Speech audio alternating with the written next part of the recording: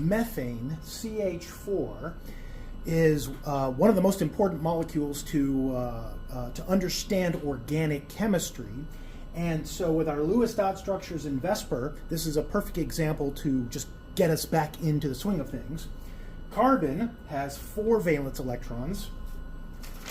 I know this from the periodic table. Hydrogen has 1 valence electrons, and there are 4 of them.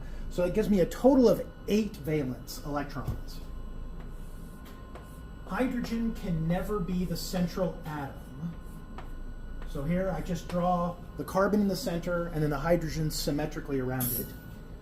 2, 4, 6, 8. Each line represents 2 electrons, which is a single bond. That's 8 electrons. So we're done. 2, 4, 6, 8. Carbon obeys the octet rule. That's our Lewis dot structure. But what about VSEPR? What about the true 3-dimensional structure of the molecule? Well, if I looked at the bond angle of this hydrogen, carbon, hydrogen, it's not 90 degrees.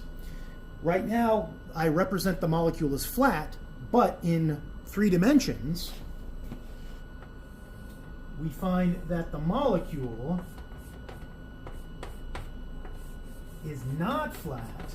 The bond angles are not 90 degrees. The bond angles, in fact, are 109.5.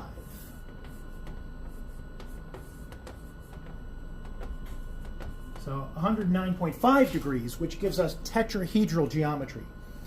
The solid wedge represents the hydrogen coming out of the plane of the board. The dashed wedge is behind the plane of the board, and the straight lines are in the plane of the board. This, again, is our tetrahedral